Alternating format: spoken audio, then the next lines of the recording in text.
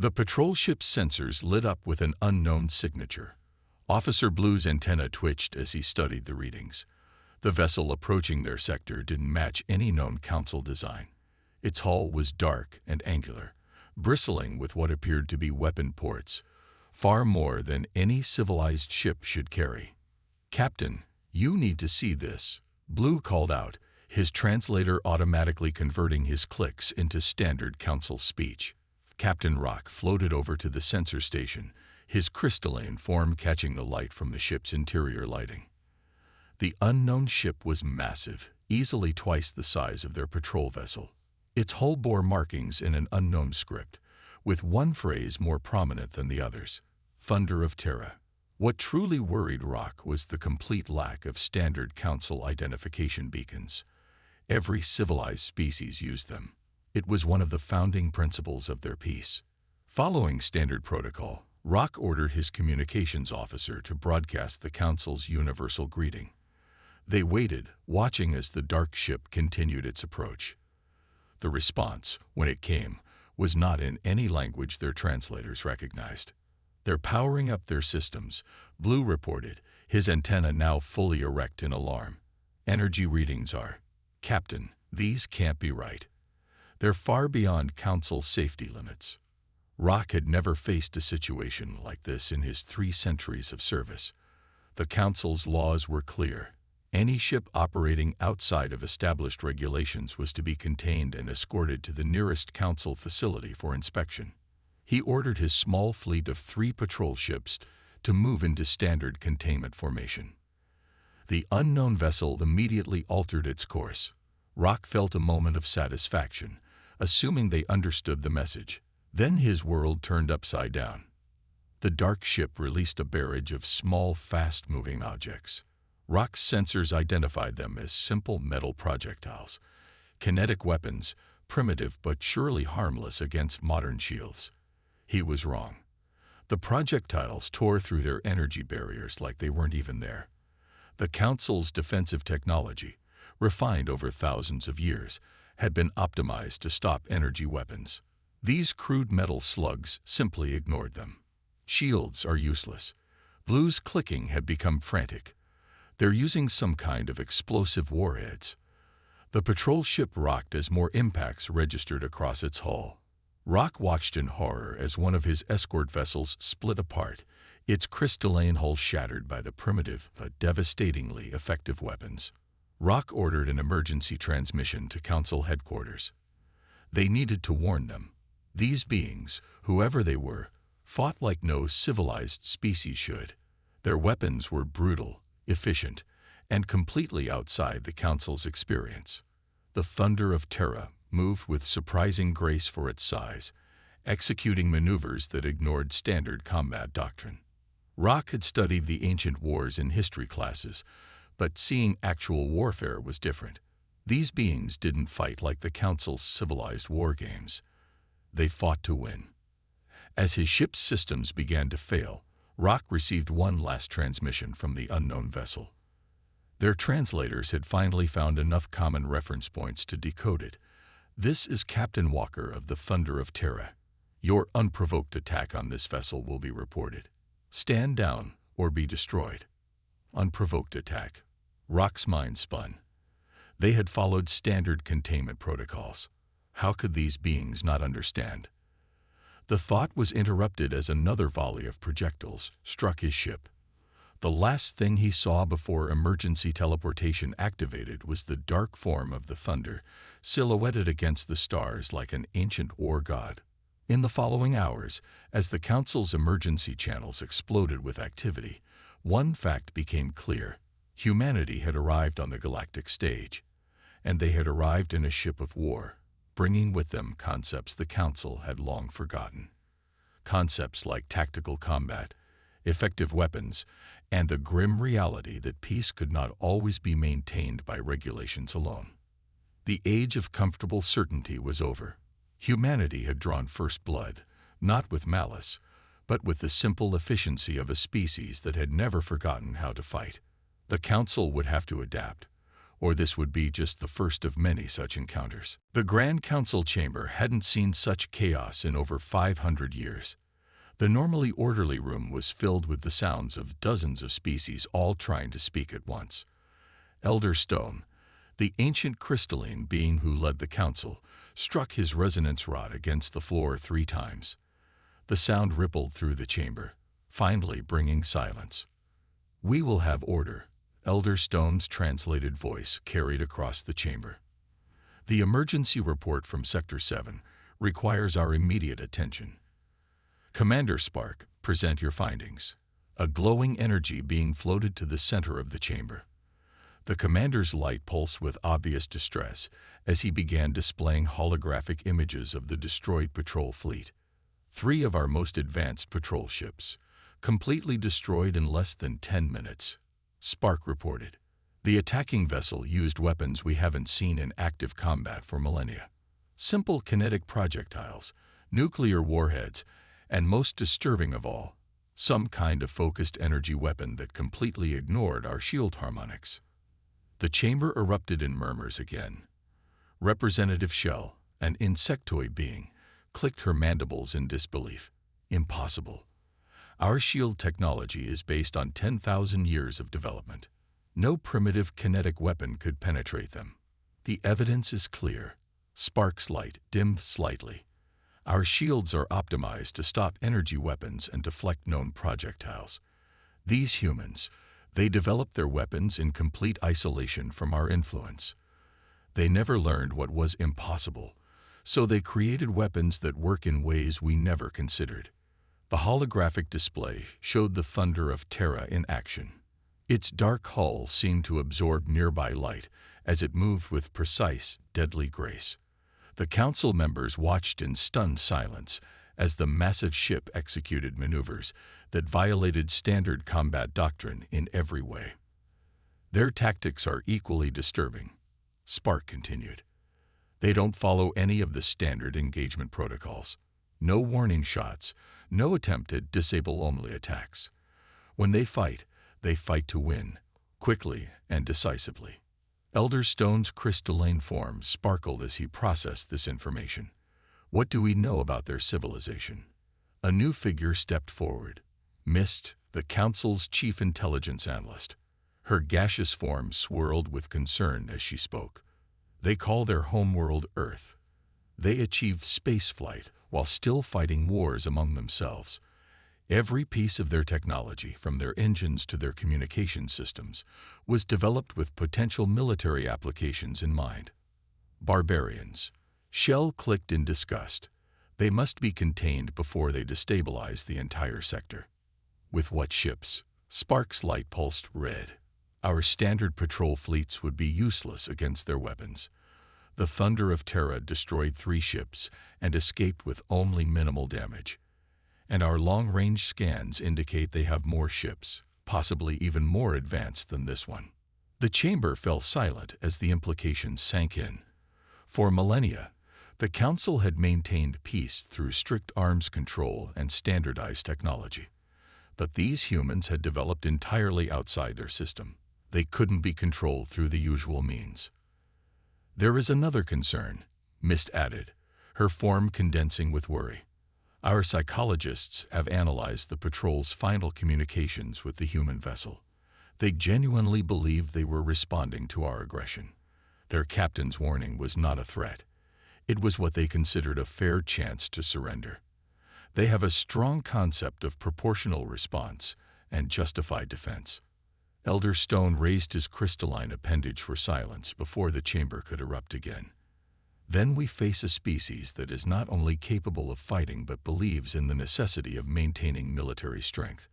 A species that will not simply submit to our authority through technological superiority, because they possess weapons we cannot easily counter.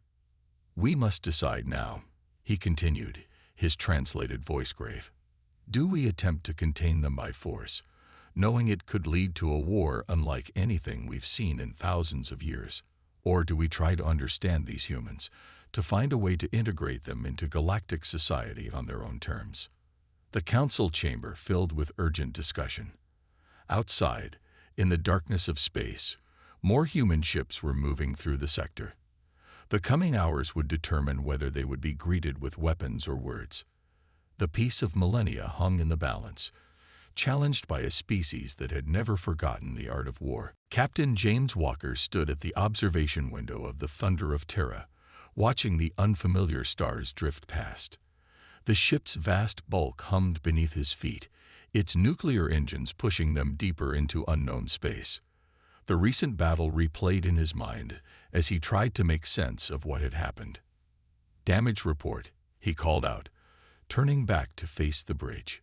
The main display showed their current status in sharp, clear numbers.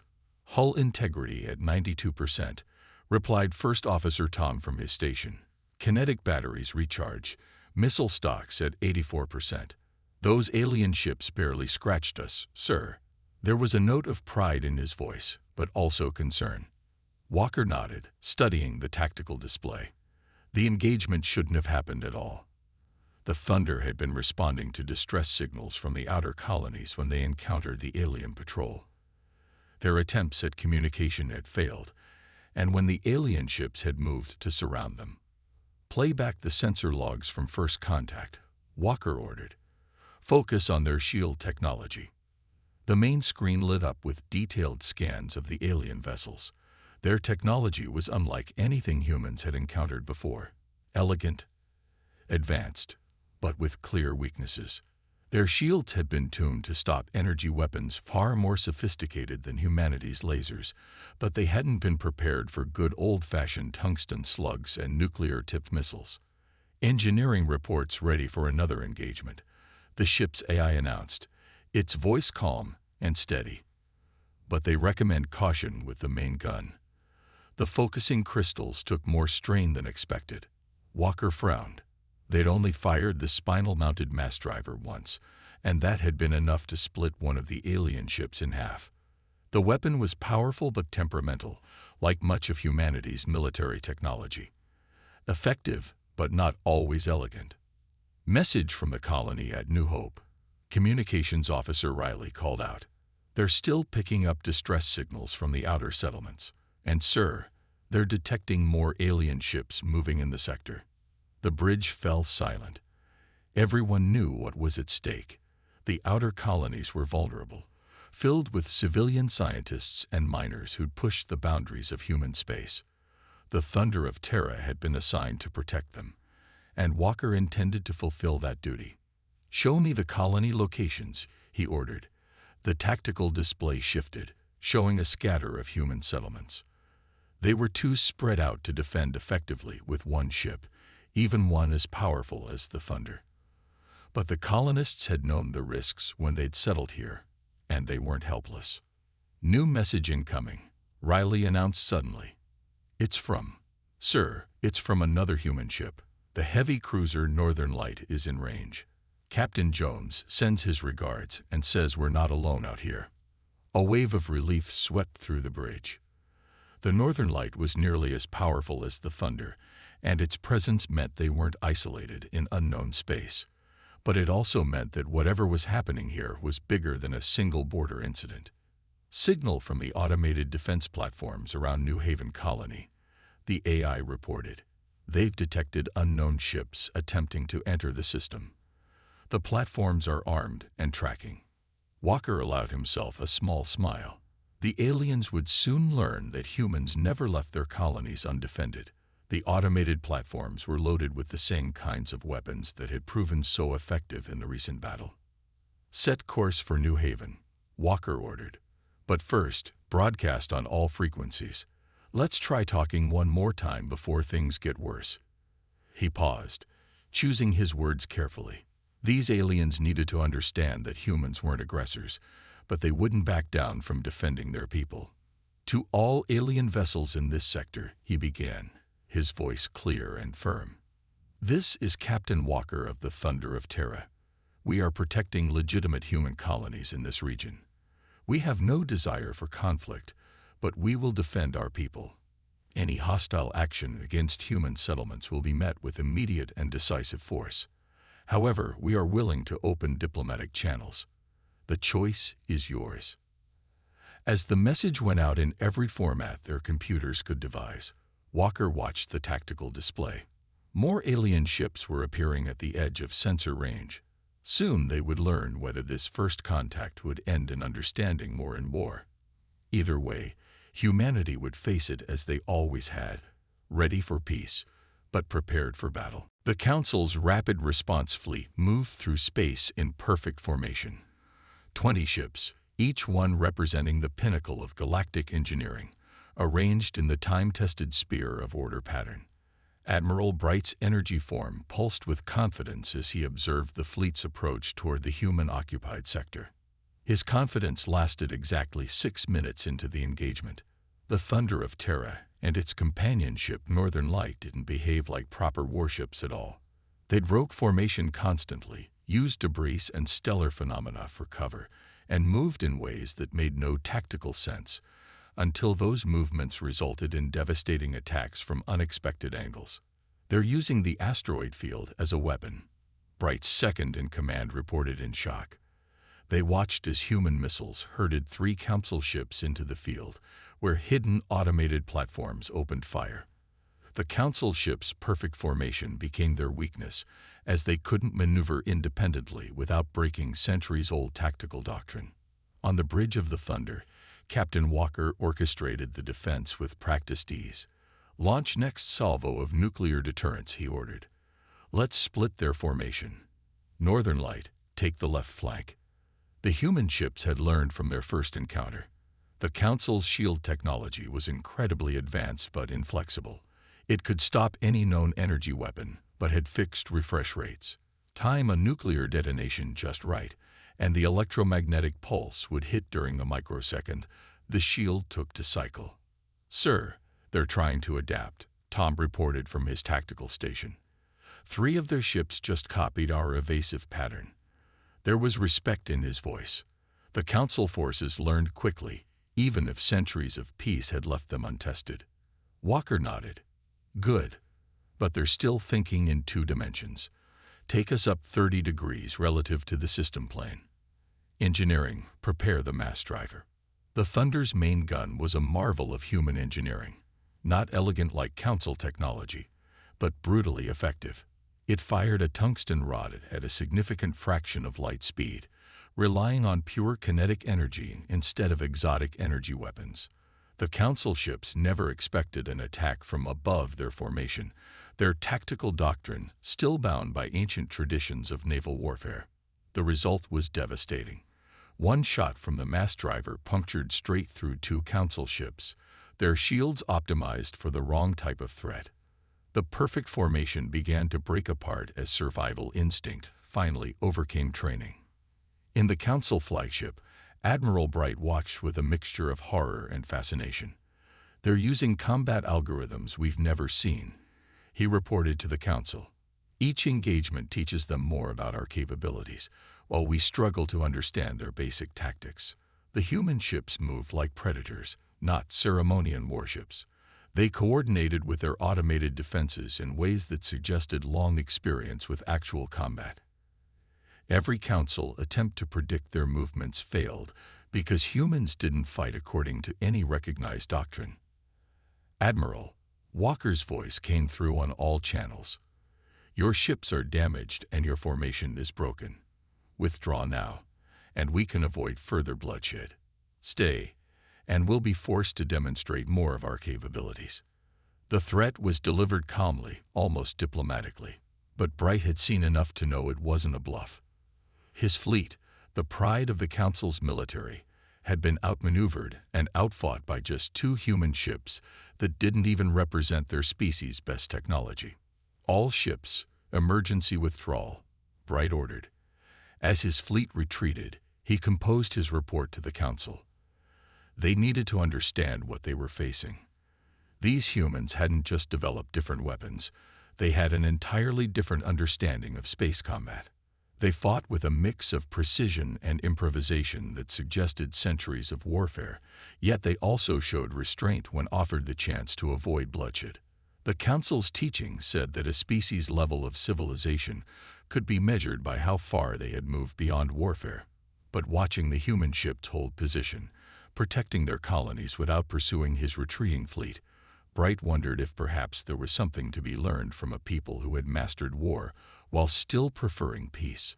Behind him, the Thunder of Terra and Northern Light maintained their guard position, a clear message to any who might threaten human space. Humanity came in peace, but they were always ready for war. The Council attack fleet thought they had found an easy target.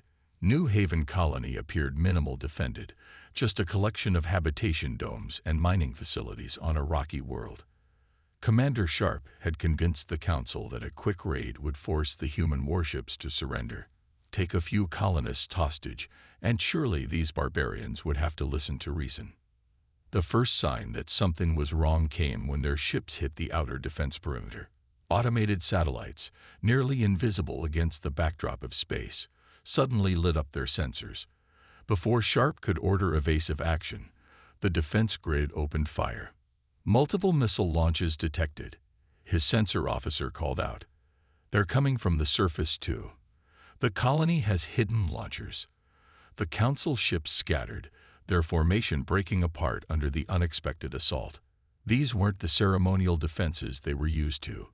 These were weapons meant to kill. Deep in a bunker beneath New Haven's surface, Colony Director Mark watched the battle unfold on his tactical display. His fingers moved across the control panel, coordinating the defense grid that every human colony maintained as standard procedure. Centuries of warfare had taught humanity to never leave their settlements unprotected. "They thought we were helpless," he muttered, activating another layer of defenses. Hidden silos opened on the colony's surface, revealing railguns that began tracking the Council ships.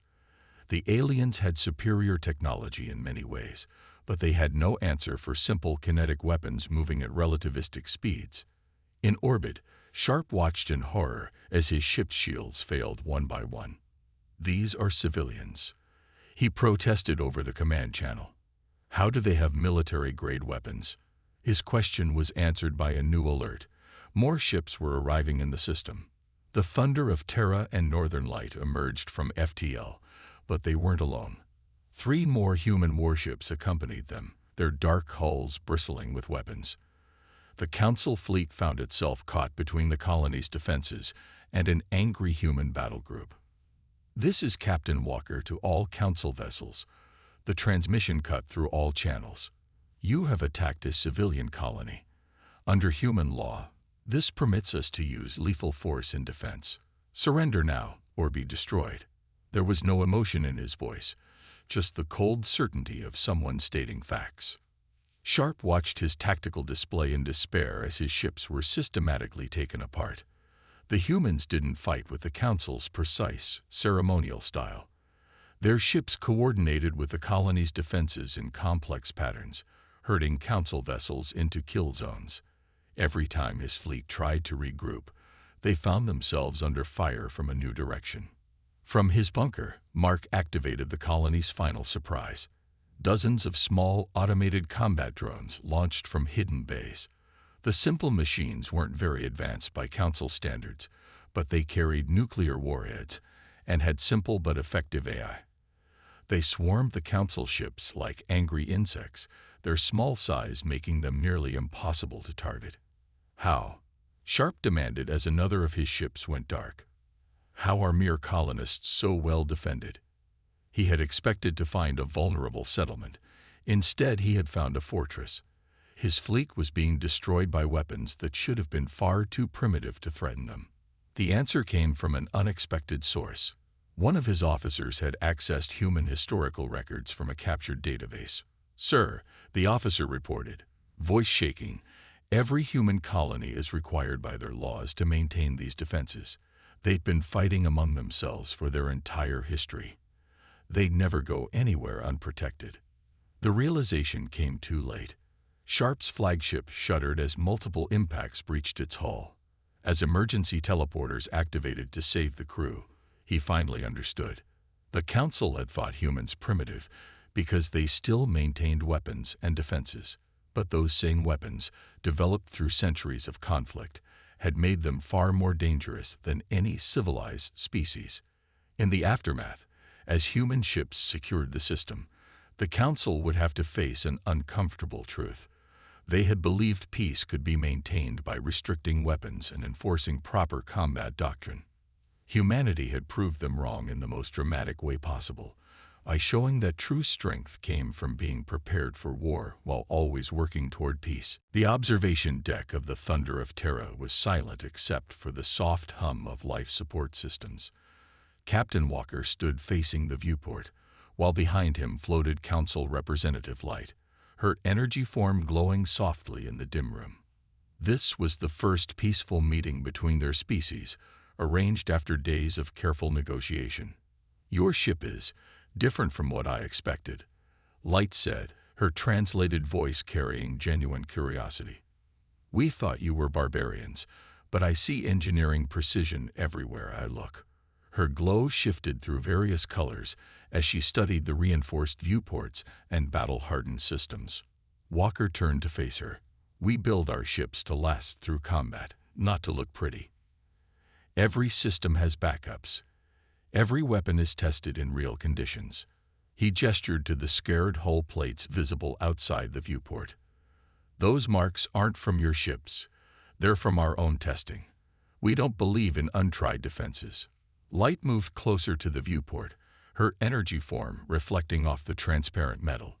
"You test weapons on your own ships. But the risk."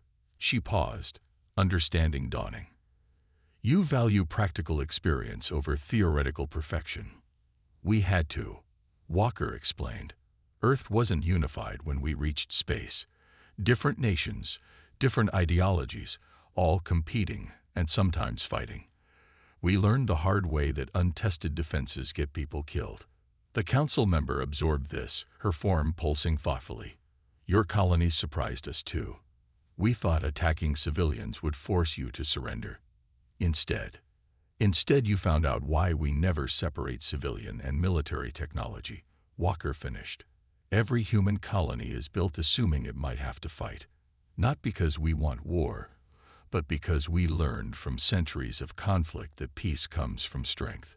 Their conversation was interrupted by the ship's eye announcing new arrivals. The secondary observation deck display showed the Northern Light escorting a Council diplomatic vessel. More importantly, it showed them following standard human docking protocols, the first time Council ships had adapted to human procedures instead of demanding compliance with their own.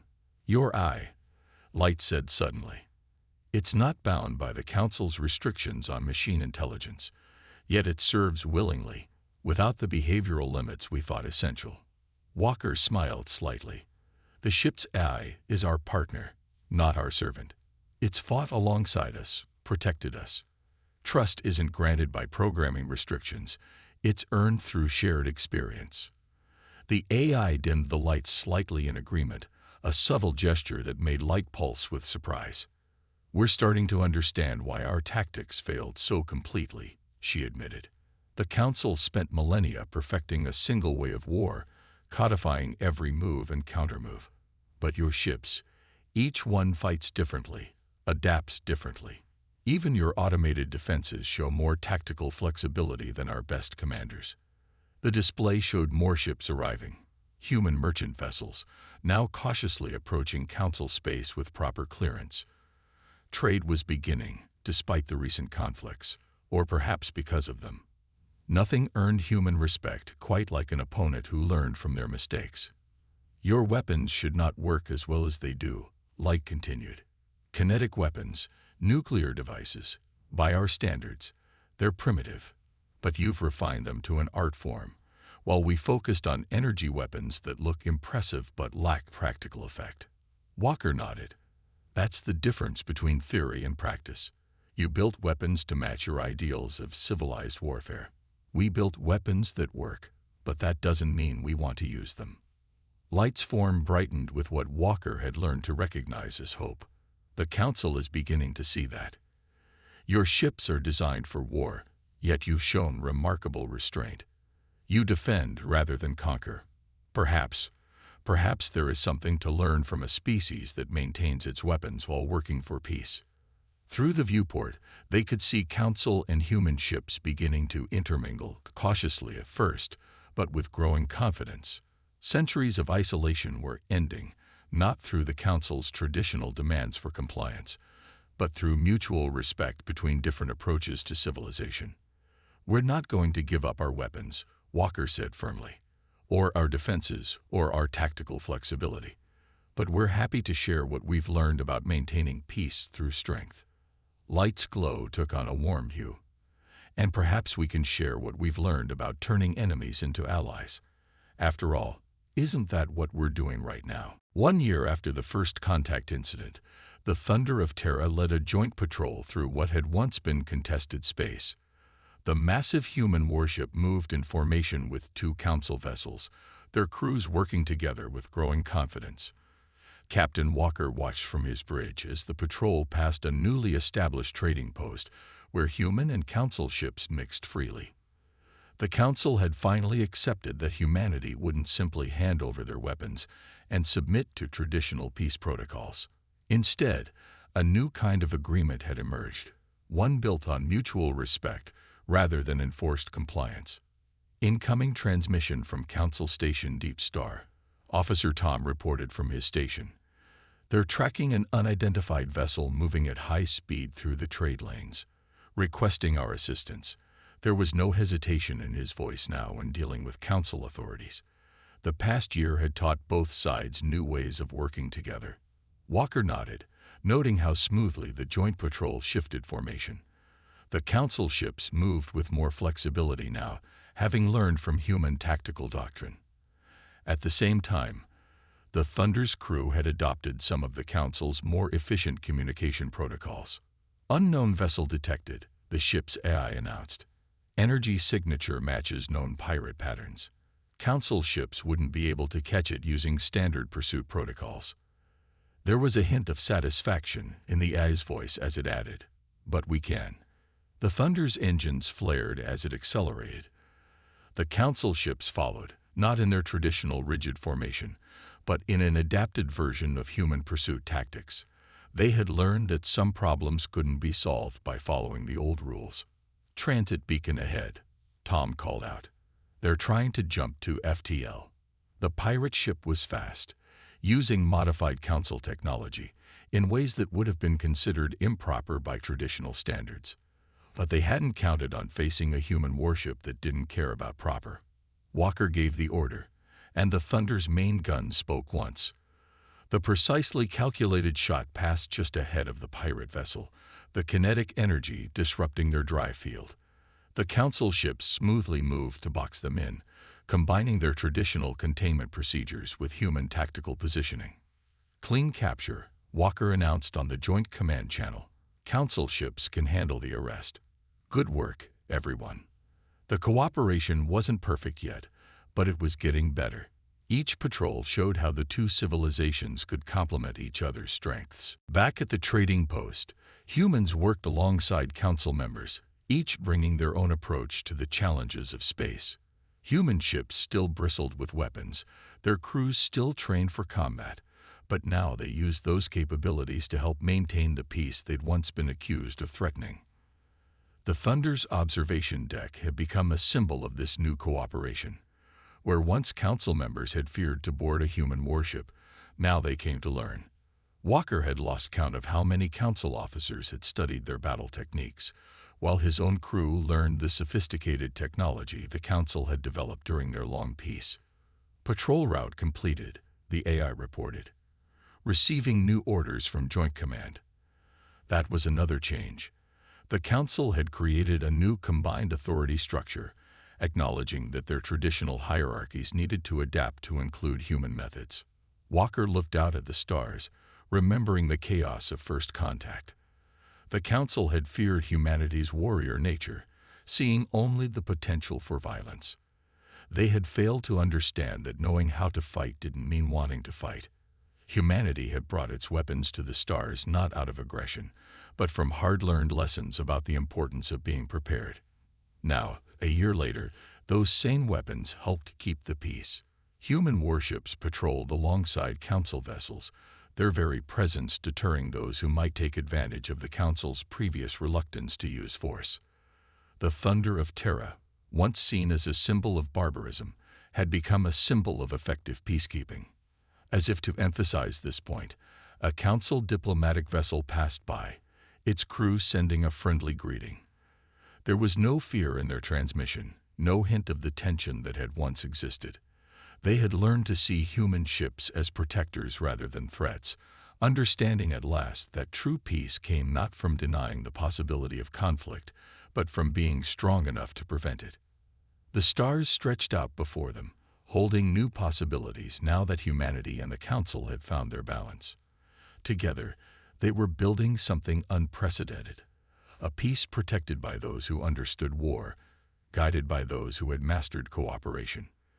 The thunder of Terra sailed on, no longer a lone warrior in hostile space, but part of something greater than either civilization had imagined possible.